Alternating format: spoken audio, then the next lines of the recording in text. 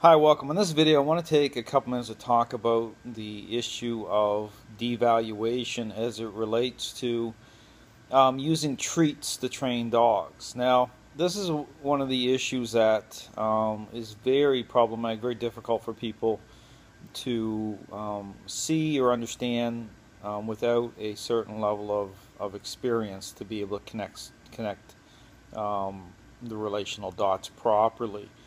And this is, again, this whole issue about learning, that dogs can learn, why this all gets kind of twisted up in this when it comes to appearances not lining up.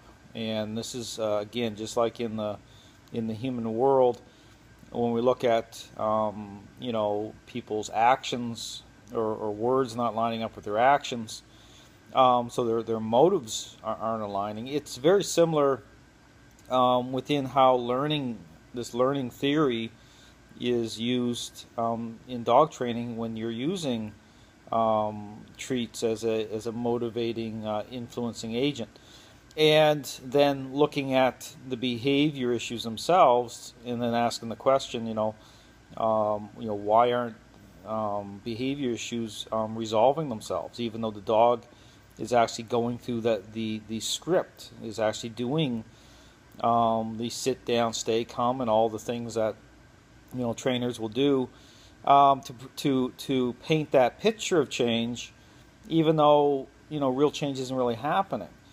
And this is the disconnect issue that I talk about on my videos, and that to show that dogs, how their decision making process is influenced at the social relational level. Their dogs are relational beings, so they're how they think and how they interact, and how their decision making process is influenced follows that pathway at the relational level. It really does.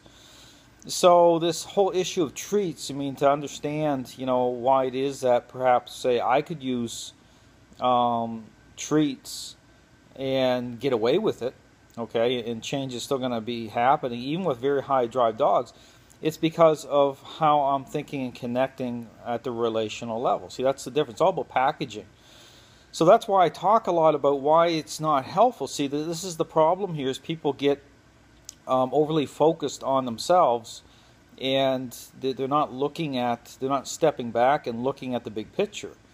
So, for example, as I could, use certain agents, but and get away with it, and say, and role change is really going to happen, but it isn't going to happen for the people coming in, that I'm trying to help, because it's about packaging. This is the thing, it's about relational packaging. So it's all about, how people think and how they connect.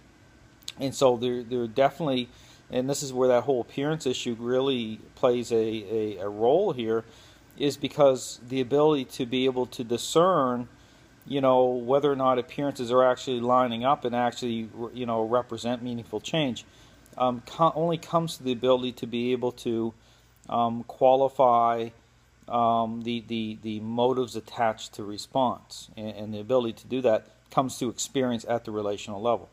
So anyway, just something to think about. I just want to put out a quick video about this. I'm going to put up more videos about this issue. It's one of the, I guess, the big things to really consider when you're deciding on training, is to understand that if relational change doesn't happen and appearances are, even though appearances are lining up, the fault is going to get put onto the dog.